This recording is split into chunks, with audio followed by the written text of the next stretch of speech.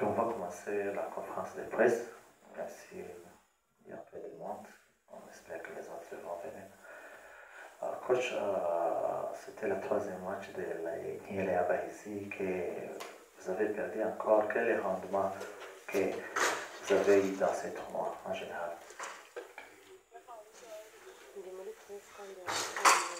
Merci pour votre accueil. Pour moi, donc, je vais parler sur trois volets. Mental, bien sûr, physique, technico-tactique. Sur le plan mental, on était prêt pour jouer ces matchs. Et pour moi, c'était une occasion de tester certains joueurs, de donner beaucoup d'occasions à d'autres qui ne jouent pas. Et pourquoi pas imposer un système qui va avec l'effectif qu'on a. Donc je crois que sur le plan qualité, comme tout le monde a vu et reconnaît que la paire a très bien joué, sur le plan offensif, sur le plan possession du ballon, sur le plan jeu, sur le plan combinaison, on rate, c'est vrai, on a raté, ou même aujourd'hui on a raté un penalty, mais il y a encore des déchets qu'on doit travailler dans le futur. L'équipe, elle tourne très très bien avec le système que j'ai imposé. Un système où il y a l'animation offensive, il y a combinaison à droite, à gauche, les centrages. On arrive même au but, mais on rate, c'est le football. Mais il faut éviter les déchets. Les déchets, c'est des cadeaux. C'est des cadeaux qu'on a payé cher. Mais ces cadeaux viennent par le jeu, par l'expérience. On va régler ça dans les prochains jours. Question. Coach, quelles leçons avez-vous appris dans cette tournoi de Niel et Abaïsi? Les sons que vous avez appris dans cette tournoi. Le son n'est pas le son. Puisque nous, on domine les matchs. Et puis, le dernier mois, c'était l'arbitre. Hein, parce que nous, on met 2-1, il y a une carte rouge flagrante. Tout le monde l'a vu, sauf l'arbitre. Il y a 2 pénaltys. Donc, pour moi, l'arbitrage doit se réveiller. C'est pas normal. C'est pas normal.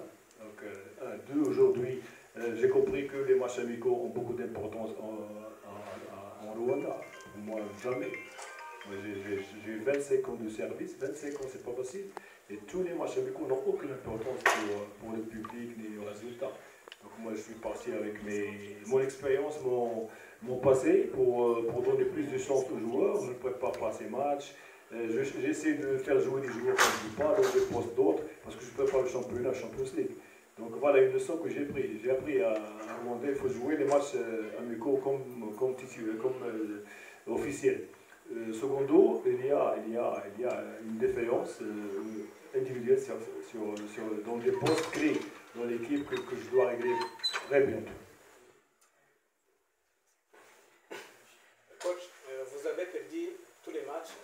Qu'est-ce qui se passe? Ce qui se passe, vous avez vu les matchs. Je suis parti des joueurs. Pour moi, sur le plan tactique, bon, on a dominé, on a raté, on a marqué, mais on reçoit des buts bêtes. Ces buts bêtes, il faut les éviter dans le futur. Donc il faut travailler dans l'axe, surtout dans l'axe défensif. Entre le gardien et la défense, il faut travailler. Il faut avoir confiance sur tout. Et ben voilà. Donc moi, je n'ai aucun problème sur le plan qualité des joueurs, mais il faut qu'ils travaillent plus afin qu'ils soient prêts pour les prochaines séances.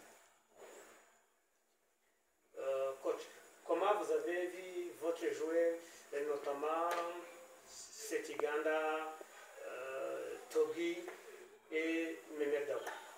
Ben, c'est de très bons joueurs. Mon problème, c'est que cette semaine, enfin la semaine dernière, j'avais perdu Dao. Dao était hospitalisé parce qu'il avait un problème au rein. Il est resté 4 jours à l'hôpital. Même chose pour William. William, il avait une contracture au lieu d'un match amical au niveau de la coïs, donc il est resté 2 jours.